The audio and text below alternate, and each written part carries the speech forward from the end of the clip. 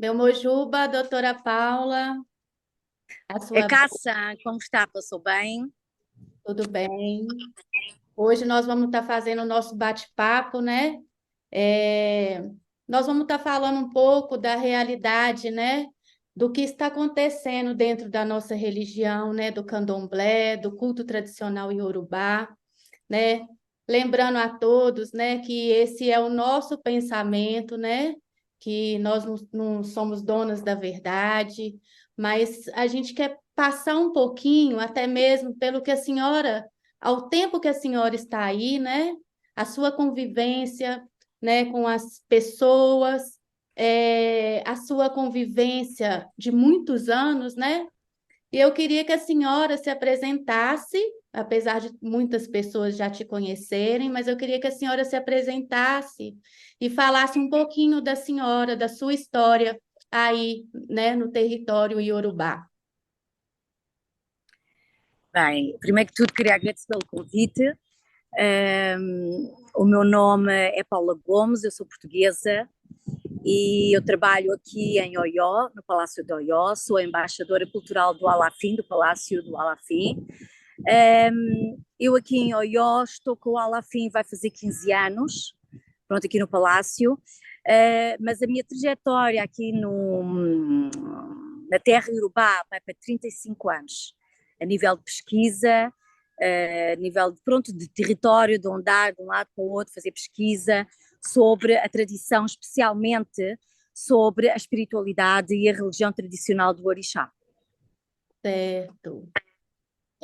Doutora Paula, qual é a sua visão hoje para o que a senhora consegue enxergar do que está acontecendo hoje dentro, né, do culto tradicional, né, iorubá e dentro do candomblé? Qual seria a sua visão hoje, né? Como as pessoas estão lidando com isso?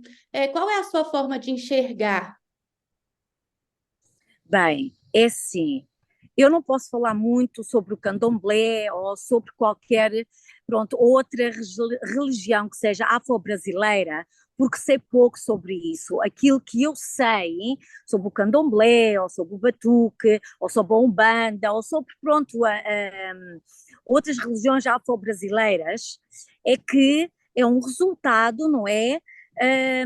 De um povo escravizado que se foi embora daqui, de outros pontos de África, que foram para o Novo Mundo, que foram de facto escravizados e que sofreram muito, que se juntaram para que conseguissem preservar um pouco da tradição e daquilo que realmente deixaram para trás, não é?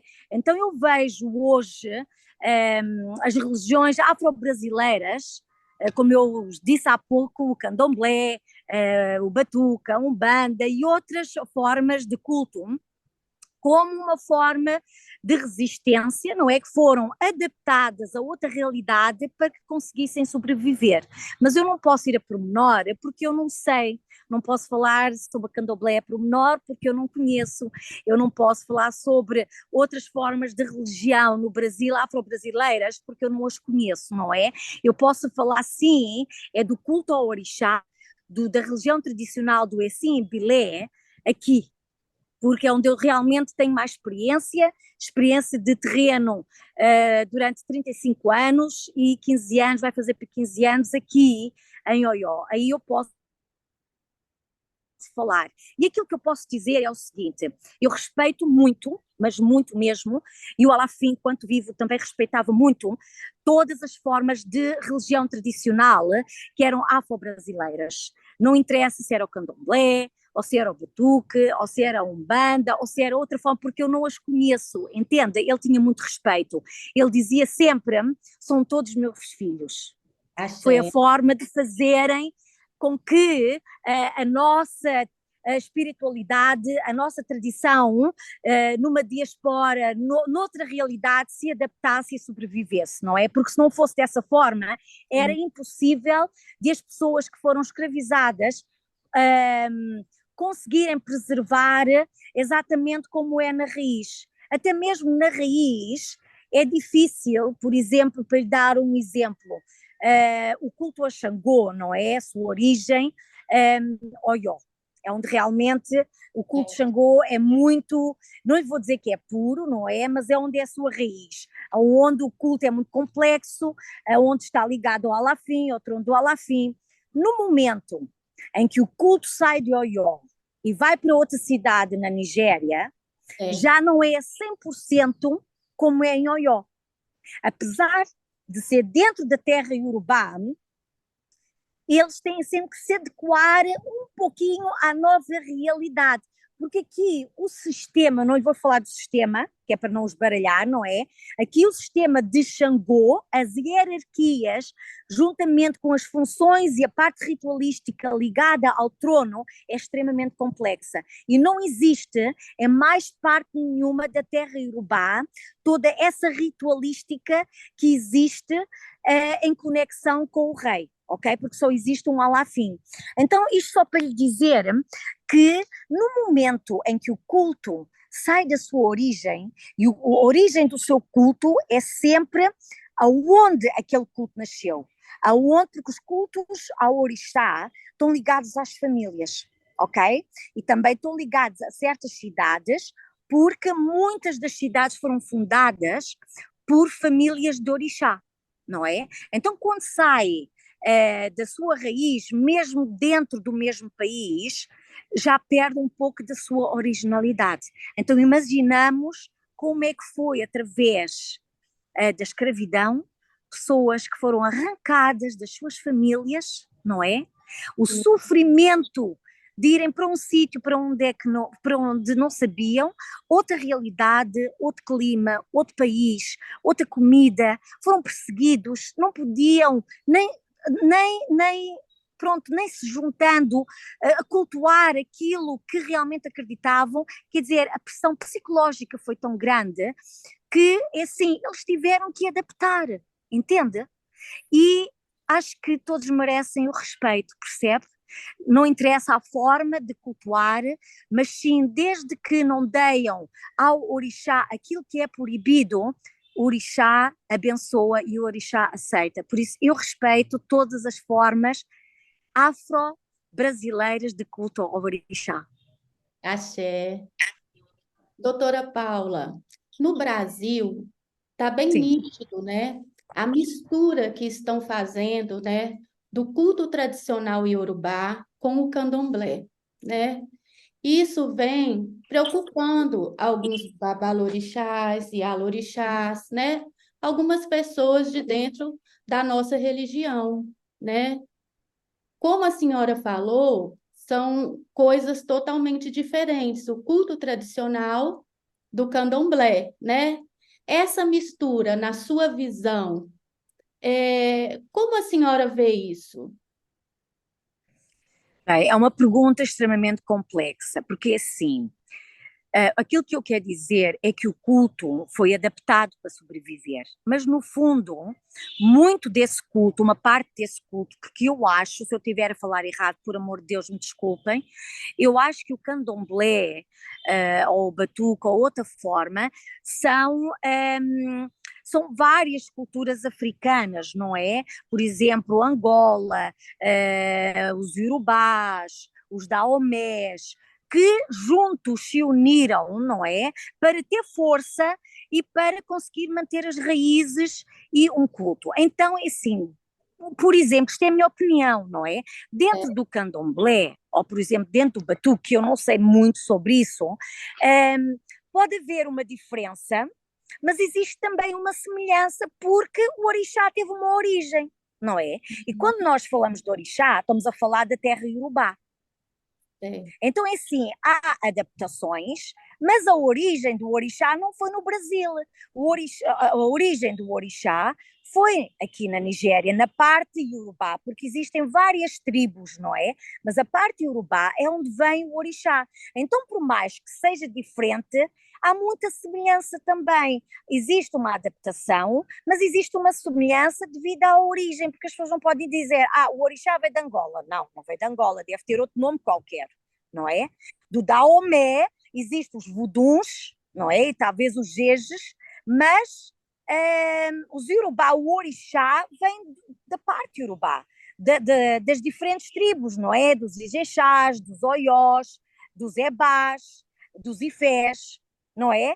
É aí que é cultuado o orixá. Então, não há só diferenças, há também semelhanças, muitas semelhanças.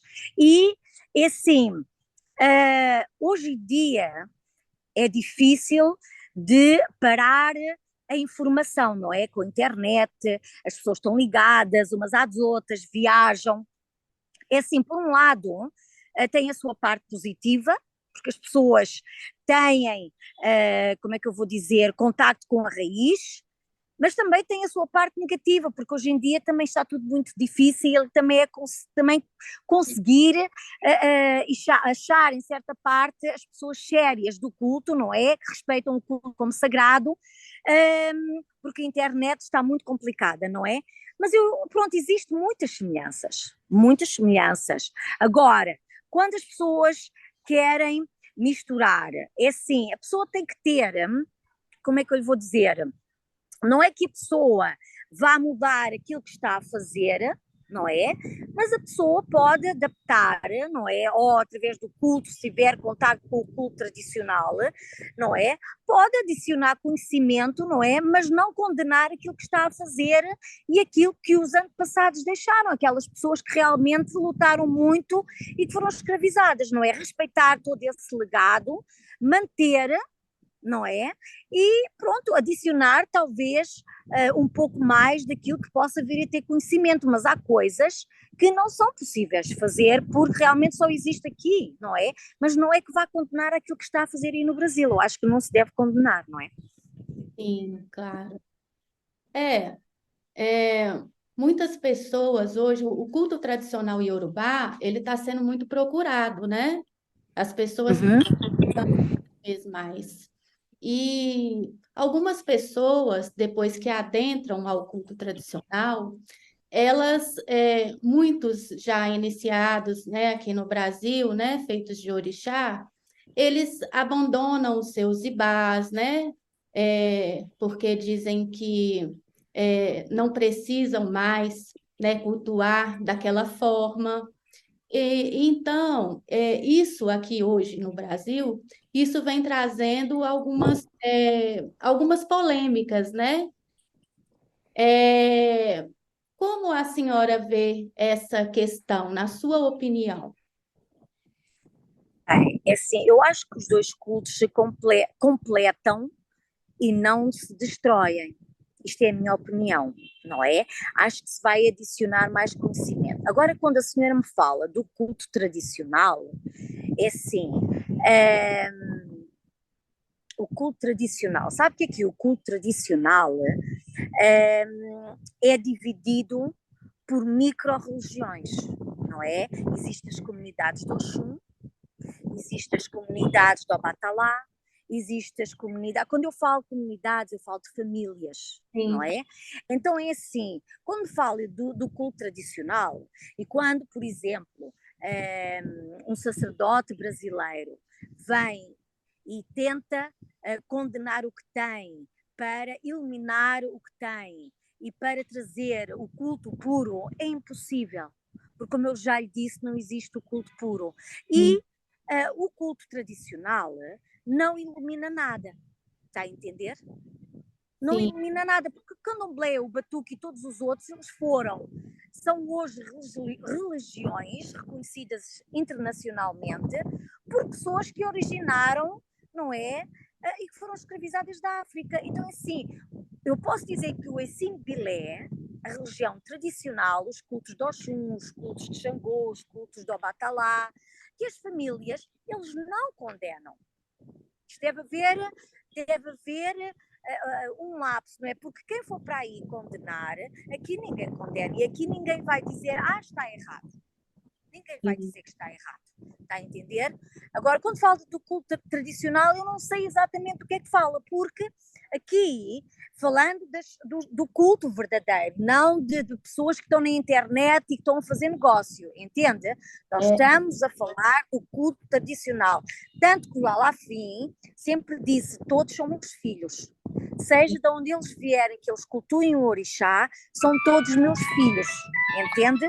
Não existe, ele nunca condenou e aqui as pessoas não condenam. Estamos aqui para ajudar, para, pronto, se a pessoa tiver interesse, adicionar conhecimento, mais conhecimento como é aqui. No entanto, ninguém diz para mudarem a forma de cultuar ou para deitarem o orixá fora. Porquê? Porque é que haviam de deitar o orixá fora? Devem sim complementar e continuar o que estão a fazer, mesmo respeitando o legado que foi deixado.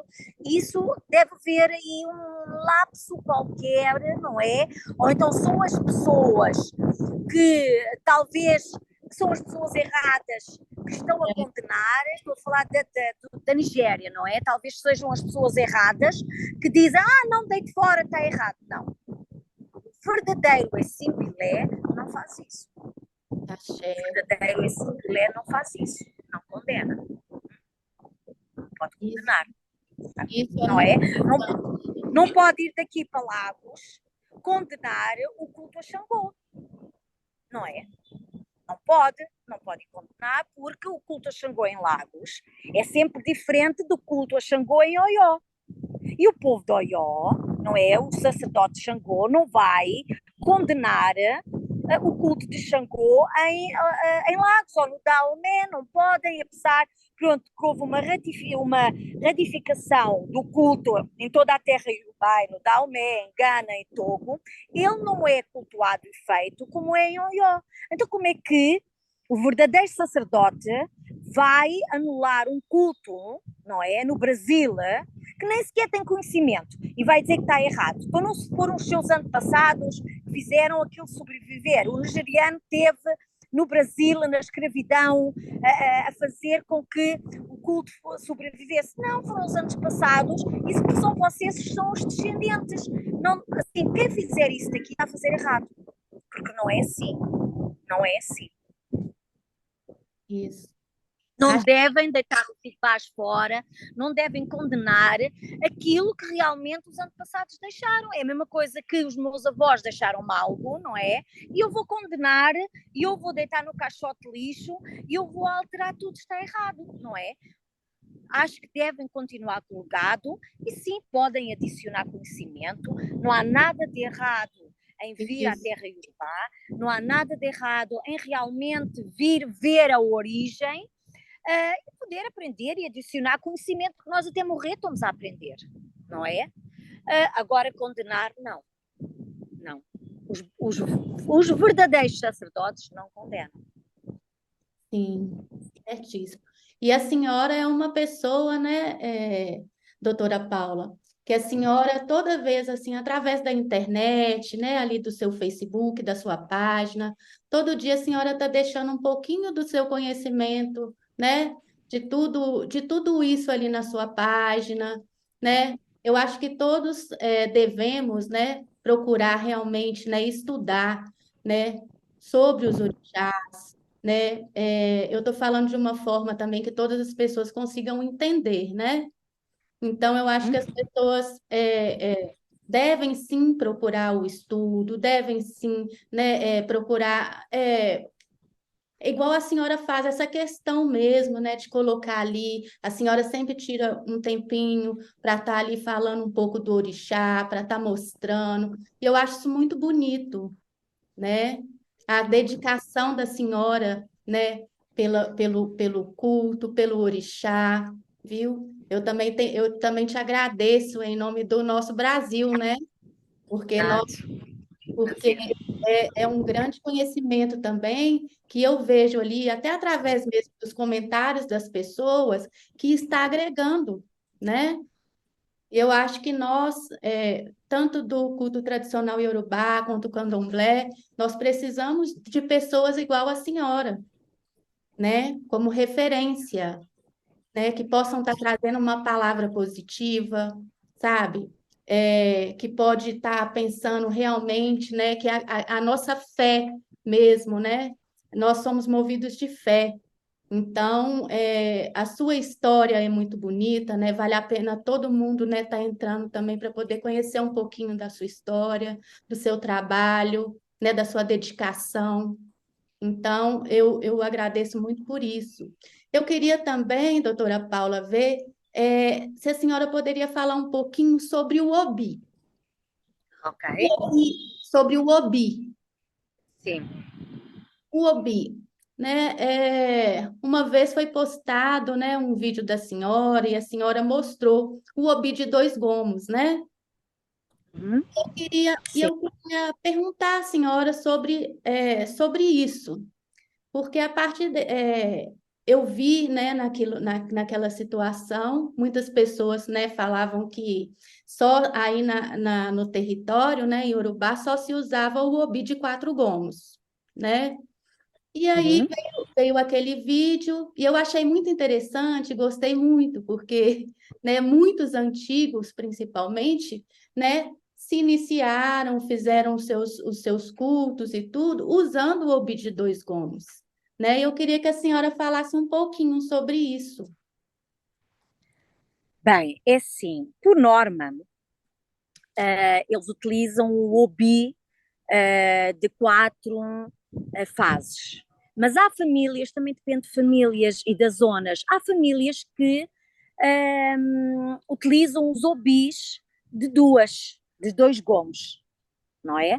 Então é assim, o orixá também, se a pessoa não consegue comprar o obi de quatro, compra o obi de dois. Se não tem acesso ao obi de dois, pode comprar coco, pode abrir o coco, fazer quatro pedacinhos e falar com o orixá.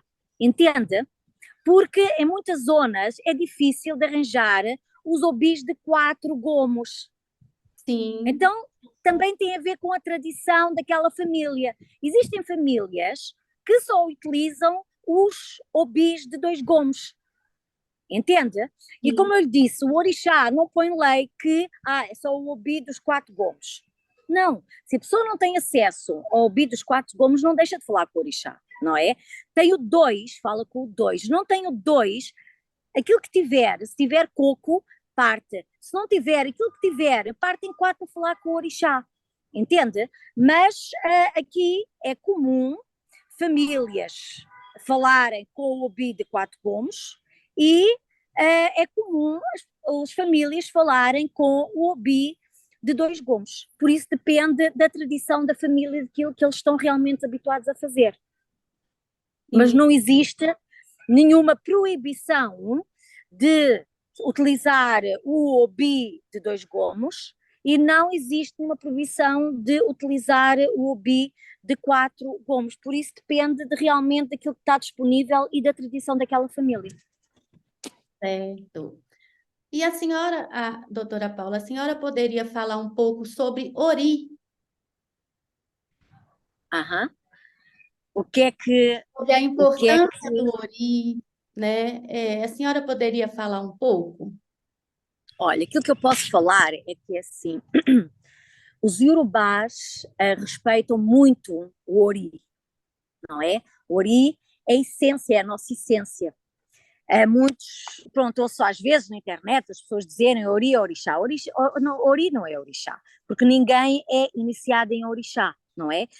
Ori é a nossa cabeça, é parte da nossa essência e é extremamente importante. Nós cultuamos o nosso ori. E independentemente de nós cultuarmos o orixá, ou os nossos ancestrais, ou a nossa comunidade celestial, nós cultuamos sempre o nosso ori. Tanto que, quando nós vamos dar comer ao orixá, nós damos também comer ao nosso ori. Quando nós vamos dar comer à nossa família celestial, ao nosso Egbeorum, nós cultuamos o nosso ori, nós damos comer ao nosso ori. E segundo a mitologia e filosofia iorubá, eles acreditam que nós temos três oris. Aquele ori que nós vemos, não é? Que é o orietá, o ori-inu, que é aquele que está dentro de nós, dentro da nossa barriga, e o ori-essé.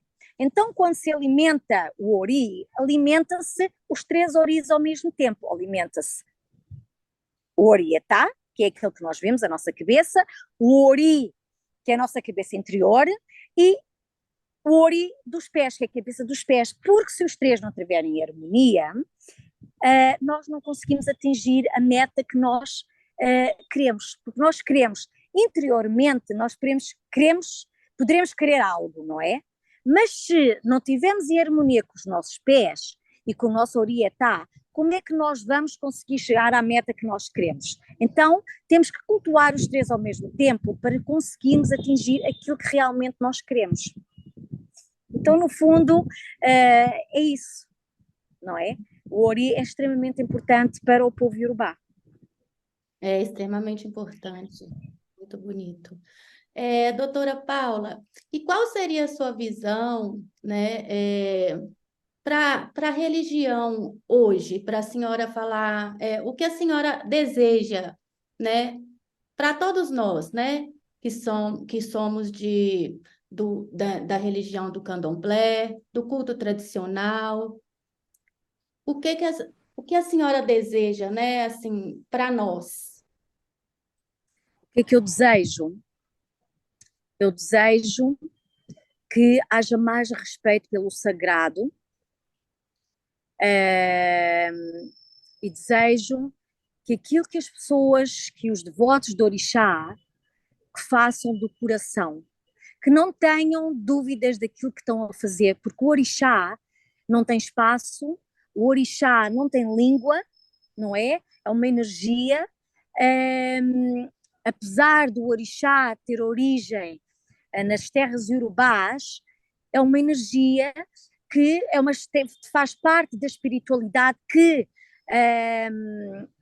abrange toda a humanidade, não é? Não podemos dizer, nós somos todos humanos, não interessa a nossa cor, e eles são muito, muito fortes a nível espiritual, então diz respeito a todos. Então acho que, assim, quem realmente é devoto ao Orixá devia ser ponderado, devia respeitar o sagrado, não devia pôr em dúvidas, devia também entender que, pronto, cada um tem o seu destino, cada um tem a sua cabeça, o nosso destino pode ser alterado por nós mesmos, pelas nossas decisões, não é? As coisas não são fixas.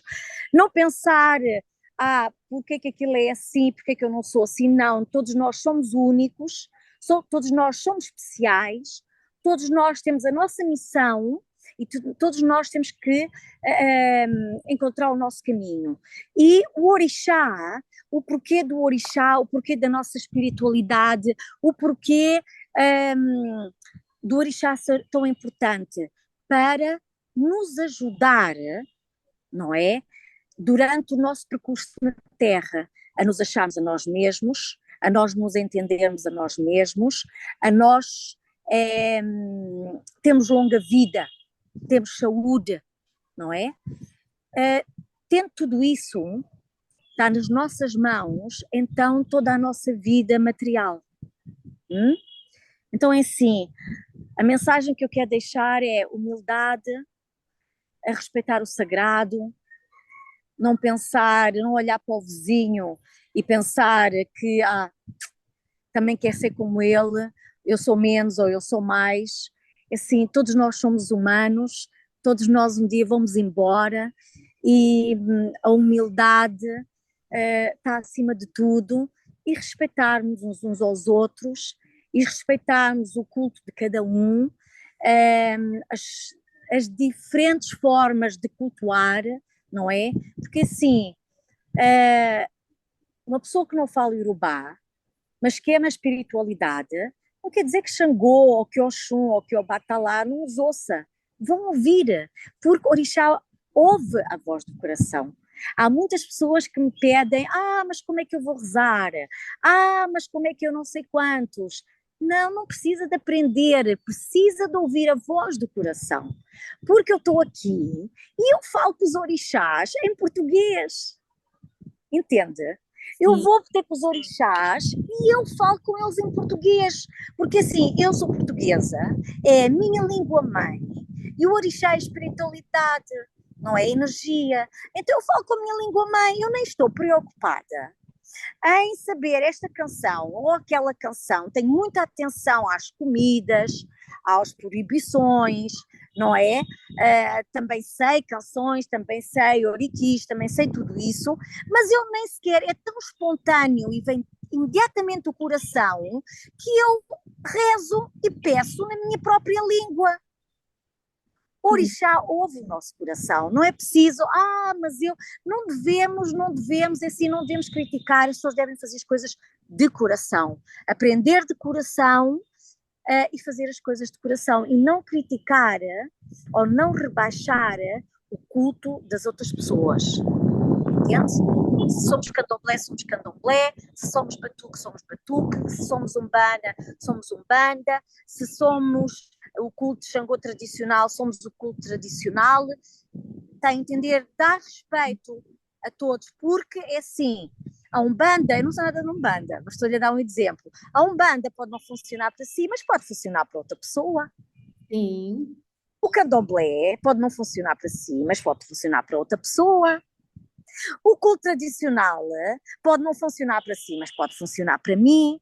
Então é assim, todos somos diferentes e todos somos especiais. Não há uma fórmula única, mágica, especial, que seja igual para todos. Entende?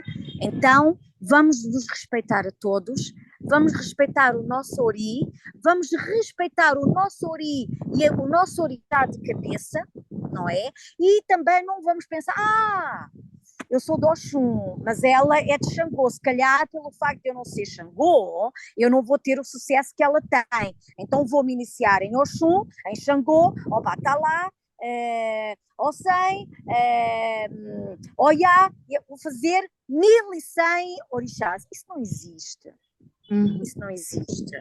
Entende? Não Muito devemos bom. olhar aquilo que os outros. Entende? Somos aquilo que somos e somos especiais, percebe? Então é assim: temos uma cabeça, temos um orixá. E podemos ter os outros todos que nos acompanham. Entende? Mas não vamos começar a fazer coisas por inveja, ou porque é melhor, ou porque aquele culto é melhor e aquele é mau, vou deixar este porque não presta, não sei quanto. É assim, o ser humano não é perfeito, mas o orixá é perfeito. E o orixá não diz, vá fazer 200 orixás. Não, faça o seu orixá de cabeça para ter longa vida, para ter uma conexão, o seu ipori, entende? Agora, o ser humano é que é o problema. O ser humano é a ganância, o ser humano é mentiroso, o ser humano é invejoso, e é isso que vem trazer os problemas entre as diferentes formas de culto ao orixá. É o ser humano que é o problema, entende? A religião tradicional não lhe diz que você está errada. Talvez pessoas que pertençam ao culto tradicional e que tenham interesses pessoais vão tentar destruir aquilo que você está a fazer em benefício dele próprio, não é em benefício da pessoa. Entenda? Então as pessoas têm que primeiro analisar o ser humano, mas não analisar o orixá. O orixá é perfeito. O orixá não precisa da gente, somos nós é que precisamos dele para termos longa vida. Entende? Então, o problema nas diferentes formas de cultuar está no ser humano e não no orixá e não no sagrado. O ser humano é que é o problema. Sim. Doutora Paula, uma aula, né, que a senhora está dando para a gente. Não, estou só falando. A senhora podia falar um pouquinho sobre a importância de Exu? Bem, eu vou falar aqui, como é aqui, ok? Exu é um orixá. Existem as comunidades e as famílias de Exu, que o orixá daquela família é só Exu, não é? São todos iniciados em Exu, e com isto não quer dizer que não tenha um assentamento de Xangô, ou que não tenha um assentamento de Ogum, ou que não tenha o Batalá, mas iniciados de família, uma linha ancestral, são de Exu. E são eles que são os detentores do conhecimento profundo sobre o culto a Exu, porque é a linha ancestral deles. Ok? Assim como Xangô, como Oxum, como todos, ok? Ninguém aqui desvaloriza nenhum orixá. Todos são especiais e todos são diferentes e todos têm a sua função, ok? Então Exu, como eu disse, aqui é um orixá como qualquer orixá. É um orixá de família, tem comunidades de Exu, em que as famílias são iniciadas em Exu, e depois Exu tem uma função que é uma função de guardião. E as famílias de Exu, por norma, têm Exu na frente da casa e Exu na parte de trás da casa. Mas também na cidade de Oió e na terra de Urubá, como Exu é um guardião, então existem Exus que estão, o Exu está sempre na rua, ok? Apanhar sol e apanhar vento e chuva. Existem pontos estratégicos na cidade em que existe Exu. E eles estão ali para proteger a cidade. Então, as comunidades, não é? Tirando as comunidades de Exu, maior parte das comunidades também tem Exu nas entradas das casas. Porquê? Para também protegerem as famílias e as comunidades nas entradas, para que forças negativas que venham em direção àquela casa ou àquela comunidade, Exu possa proteger e não deixar entrar, não é? É outra função. Além de ser o orixá de família, é um guardião não só para a cidade, como eu disse, existem vários pontos estratégicos na cidade de Fal de Oió, existem vários pontos estratégicos onde existe Exu, ok? E que é para proteger as invasões, não é? A nível energético, de energia, para não entrarem na cidade. E também as outras comunidades que não são de Exu, que também têm Exu à entrada da comunidade na rua, ok? Então ele tem também uma função de guardião, de proteger. Além disso, acredita-se, não é? Exu, quando se faz um ritual, dá-se sempre, esse ritual é Exu, para Exu transportar o ritual para Olodumaré. Então, essas comunidades, porque antigamente todas as comunidades eram de orixá. Hoje em dia já há comunidades que foram convertidas ao Islão e ao cristianismo, mas mesmo assim as comunidades sempre convertidas, os Exus, por norma, estão à entrada das comunidades. Eles não cultuam, mas os Exus estão ali. Então, como antigamente todas as comunidades eram de orixá, as famílias, quando faziam rituais, iam entregar a Exu. Então, Exu tem outra função, que é de ajudar os orixás a levar a mensagem, o ritual até Olodumaré. Então, Exu tem várias funções, não é? Mas sempre de guardião, de mensageiro, não é? Mas também é um Exu, também é um orixá de comunidade, um orixá de família. Axé. E, doutora Paula, a senhora pode falar um pouco para nós sobre os festivais? Os festivais, a importância dos festivais que Olha, acontecem. é assim, os festivais tradicionais, não vamos falar de festivais modernos, porque hoje em dia existem muitos festivais que viraram carnaval, ok? Vamos falar dos festivais tradicionais. Os festivais tradicionais estão sempre relacionados a um orixá, ok? E têm uma função, esses festivais têm uma função na comunidade, não só a nível da estação, por exemplo, se é a estação da chuva ou se é a altura da seca, não é? Então eles têm sempre uma função na sociedade, esses festivais. Além da mudança da estação, não é? Que é da chuva e da seca, tem também a ver os festivais com o próprio trono, não é? Como o Festival de Xangô, tem a ver, a relação do festival tem a ver com o trono e não só, também com a altura da queda das grandes chuvas, que é sempre no mês julho, finais de julho, até agosto, princípio de setembro. Então é por isso que nessa altura existe sempre o Festival de Xangô. Pronto, e esses festivais, eles ainda têm uma seguem um calendário tradicional, não é? O tradicional, que é o calendário iorubá de 13 meses, com o mês de 28 dias e os 4 dias da semana. Assim como os muçulmanos ainda têm o calendário tradicional islâmico e os chineses, os iorubás também têm um calendário tradicional que até ao dia de hoje eles seguem esse calendário. Então, seguindo esse calendário, nunca dá uma data certa, mas é sempre mais ou menos dentro daquela época. Então, nós temos em Oió o Festival de Xangô, por exemplo, que é para marcar a importância do trono do Alafim, em que rituais são feitos entre Xangô e o trono, marcar também as grandes tempestades, as grandes chuvas, e marcar também o início de um ano novo, que é um novo ciclo, ok?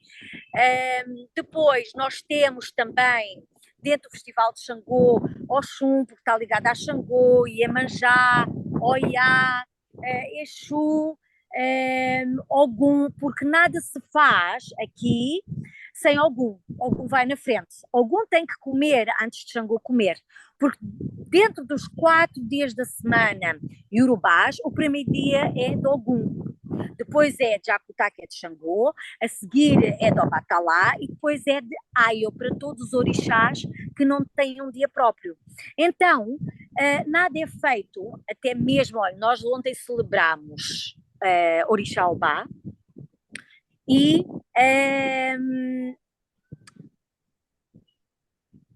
Ogum, no dia de Ogum, Ogum comeu. Ogum tem sempre que comer antes de qualquer orixá, porque Ogum vai na frente, entende? Então, Ogum come antes de Xangô, ou seja, Ogum, e depois é Jacutá, é Xangô. Então temos depois Orixá Okô, que vem a seguir a Xangô, que tem a ver com os grandes caçadores, Orixá Okô, em que Orixá Okô já come, já vai para a época a seguir a Xangô, quem o Iama, os últimos Iamas que saem da terra, não é os primeiros, são os últimos Iamas, é que Orixá Okô vai comer.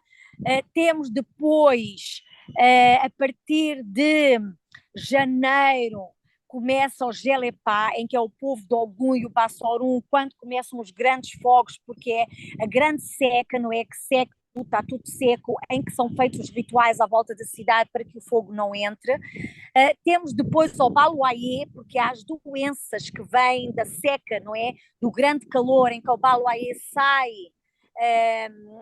à rua, vai à casa das pessoas para que as energias das doenças se afastem. Temos depois também a seguir Beré, que é a altura em que Xangô vai comer, na altura seca da seca, em que Xangô come o Edu, que é uma folha que ele só come nessa altura. Depois temos Orixá Obá e a pedra de Xangô chamada Mequê, que é Orixá Obá que come nesta altura. Temos Obatalá, que é quando começam as chuvas. Temos Egungun também, por volta de junho ou julho, que é quando eles acreditam que os antepassados voltam à terra e quando os primeiros Iamos começam a sair. Então é assim, tudo tem um significado, não é por acaso que se faz um festival na altura do calor, tem sempre uma razão. Então todos os festivais têm uma função para o bem-estar da sociedade e para o bem-estar do ser humano, para haver equilíbrio entre a natureza e o ser humano. Axé, muito bom. Doutora Paula, então eu quero te agradecer, viu? Agradecer pelo tempo, né, que a senhora falou aí para a gente, deu uma aula para a gente, igual eu te falei, né? Muitas pessoas entram ali na sua página, né? Para nós que te acompanhamos, que vemos os comentários, a gente vê que é de grande valor todo o seu trabalho, né, que você faz, que a senhora faz, e muito importante para todos nós que a senhora continue, né? É, hoje Qual a sua meta agora dentro do orixá? O que a senhora pretende agora para frente, né? O que a senhora pretende fazer? O que é que eu pretendo? Aquilo que eu pretendo é conseguir preservar para as novas gerações o que resta do culto ao orixá, do sagrado em Oió, entende? Para que o conhecimento do jogo de búzios, do Erin de Logum, que é um dos jogos mais antigos, Sim. seja preservado e que o culto de orixá seja preservado o resto que sobra, porque muito já foi destruído, entende? Então é isso que eu pretendo neste momento, é conseguir que as novas gerações continuem a aprender e que a gente consiga preservar aquilo que realmente os templos, o conhecimento e o orixá, a religião do orixá. A religião do orixá. Xangô, Oxum, Iemanjá, Obá, Oyá, Exu, Ogum, etc, etc. Para que o sagrado Yorubá não desapareça, porque no momento em que desaparecer, as pessoas perdem a identidade delas, o povo Yorubá. Estou a falar aqui de Oió, entende? Acho que é extremamente importante preservar o sagrado, porque hoje em dia as pessoas viraram o sagrado no negócio, entende? Mas não é essa a situação. Queremos realmente, é essa.